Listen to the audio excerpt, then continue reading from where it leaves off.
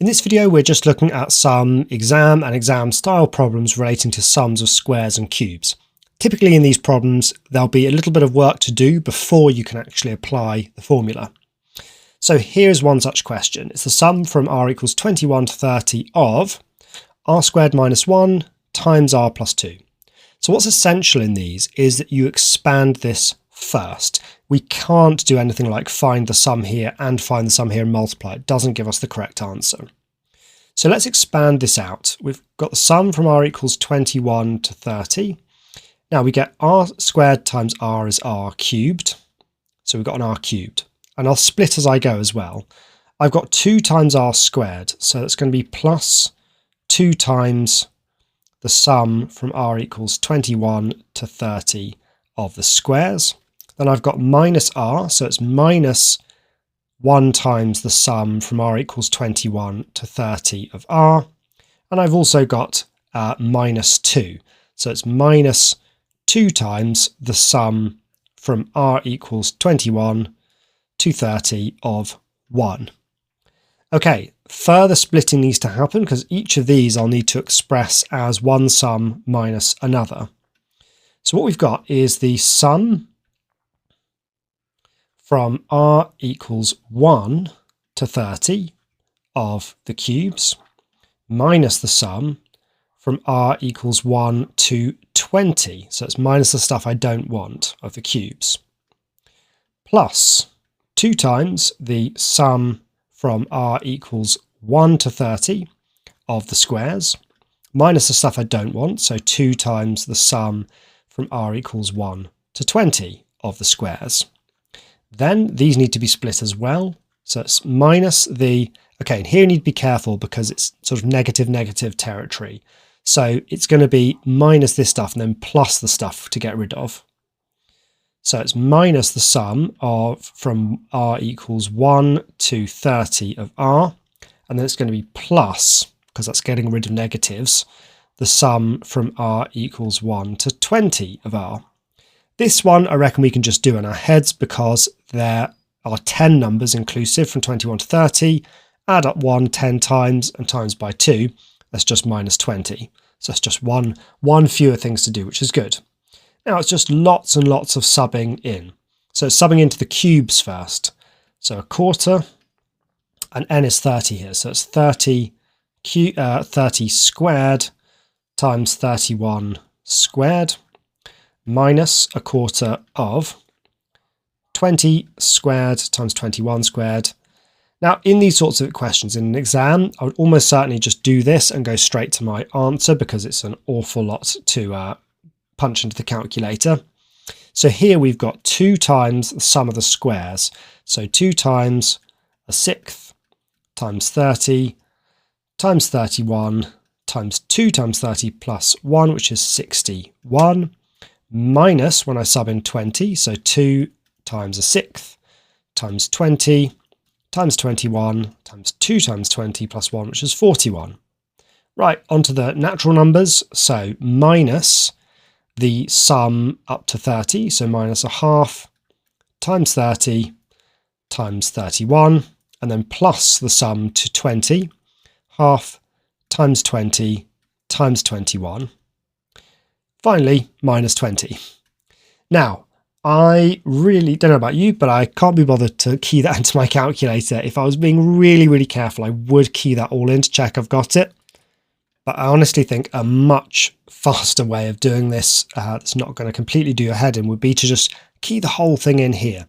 So it was x squared minus 1 multiplied by x plus 2 from r equals 21, x equals 21, up to 30.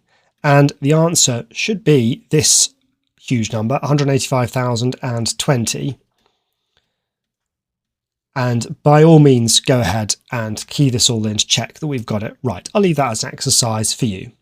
Okay, on to this exam problem. It's a two-parter, and the first part is to show that the sum from r equals n plus 1 to 3n of r cubed is that. So we'll need to split this up, right? this will be the stuff up to 3n minus the stuff up to n. That will leave us just with the n plus 1. So it's from r equals 1 to 3n of the cubes minus the sum from r equals 1 to n. That's the stuff we don't want, the r cubes. Now we're just going to sub 3n and n respectively into the formula for the cubes. So for the cubes, it's a quarter multiplied by our target value squared, so that's 3n squared, multiplied by 3n plus 1 squared. Now I'll subtract the same thing, but just going up to n. So a quarter of n squared, and then n plus 1 squared. Okay, so I'm aiming for this, and I see that an n squared has been pulled out. So I can notice that I've got an n squared here, and I've got 3n all squared here, which is 9n squared. Now, I don't see a quarter factorised out here, but I do have a quarter in each of mine. To make my life easier, I'm going to pull out a quarter n squared, and I'm going to hope that that quarter I can deal with it later. When I pull out a quarter n squared, what's left? Well, I've got the quarter here. I've got the n squared from this, but I didn't get my 3 squared. So I've got 3 squared, which is 9, multiplied by this bracket squared, which I'll just expand now. 9n squared plus 6n plus 1. Now for this one, I've got the quarter n squared, so all that remains is to subtract this bracket here, which is n squared plus 2n plus 1. Okay, well, I'm hoping that all of this neatens up somehow, so let's see. A quarter n squared. Well, I get 9 times 9 squared, 9n squared, which is 81n squared, minus this n squared is 80n squared. So then it's 9 times 6n, so 54n minus 2n, so that is 52n. And then 9 times 1 is 9, minus 1 is 8. Okay, well, this is good because I can factorise out 4 from all of this. Each of these is divisible by 4. So continuing here, it's n squared, and I'll divide all my terms by 4. So 20n squared, well, that's 4 times 13, so plus 13n plus 2. Now I'm hoping this just factorises as this. Let's check. 4n times 5n is 20n squared, plus 5n plus 8n is 13n, plus 1 times 2 is 2. Perfect. So n squared, 4n plus 1, and 5n plus 2. And there it is. We have shown the result we wanted to show. So on to part B. So we've done this part A here, hence evaluate this. So the question is, what's the connection between this and this? Well, for there to be a direct connection, we just need 11 to be equal to n plus 1 and 30 to be equal to 3n. And lo and behold, it is when n is 10. So all we need to do is sub n equals 10 into our formula. Let n equal 10.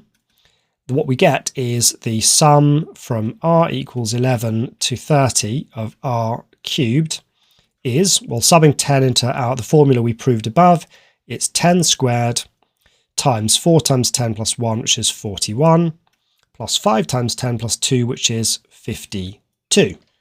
I'll check that on the calculator. So 10 squared times 41 times 52 is that 213,200, and I'll just check that as well with the summation. So the sum of x cubed from x equals 11 up to 30, and good, they match. So I know I'm right. So 213, 200. And there we go. Let's have a look at one more, and pause and have a go if you're feeling confident. This is obviously a real past paper question. So use the standard results for the sum of the cubes and the sum of the integers to show that the sum of r cubed plus 6r minus 3 from 1 to n is a quarter n squared times n squared plus 2n plus 13. So let's begin by just splitting this up. We split it into the sum of the cubes from r equals 1 to n plus 6 times the sum of the integers from r equals 1 to n minus 3 times the sum of the ones from r equals 1 to n.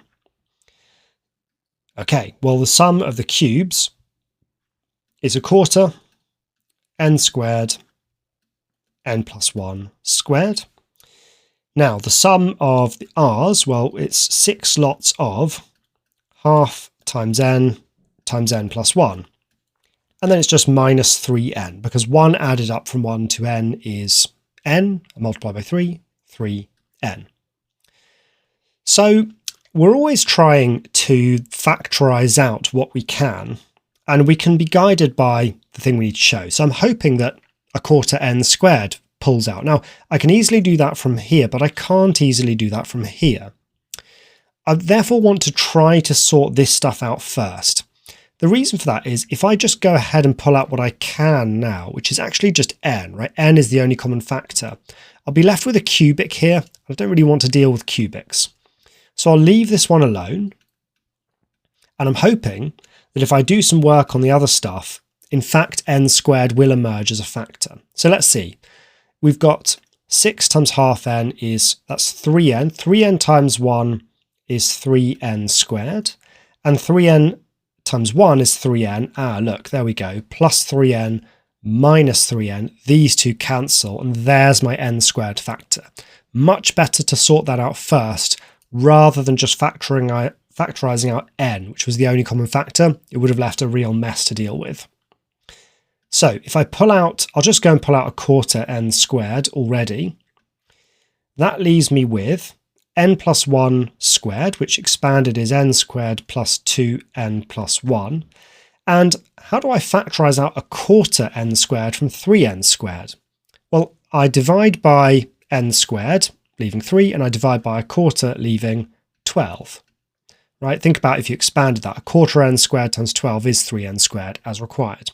And look, we're actually done, because that's a half n squared plus 2n plus 13. Okay, let's move on to part B.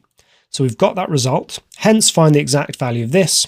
Well, what's the connection here? Well, there's a very obvious connection. It's the same formula, but we want it from 16 to 30. So that's just going to be the sum from r equals 1 to 30 of this expression minus the sum from 1 to 15, i.e. the stuff that we don't want. So the sum from 1 to 30 minus the sum from r equals 1 to 15. And we'll just be subbing our recently discovered formula into these. So subbing 30 into this, it's a quarter times 30 squared multiplied by 30 squared plus 2 times 30, which is 60, plus 13, minus the same with 15. So a quarter times 15 squared multiplied by 15 squared plus 2 lots of 15 plus 13. Again, you should probably just evaluate each of these, or you might be lazy and just key the whole thing into your calculator. And to save you watching it all, I've just keyed in those two. So we get these two numbers. So our answer is simply going to be 218925 minus 15075. And here's our final answer, 203,850. And it's definitely worth checking this one because it's so easy to check. So it's going to be the sum of x cubed plus 6x minus 3 from x equals 16 to 30. And good, 203,850.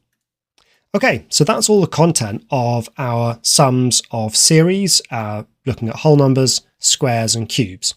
If you're interested, stick around in the next video where I'm going to show you a beautiful, somewhat complicated proof of the sum of the squares. Remember, the proper proofs, or the ones that fit into the content of this course, comes later on when we learn about proof by induction. See you in the next video, hopefully, for the optional proof.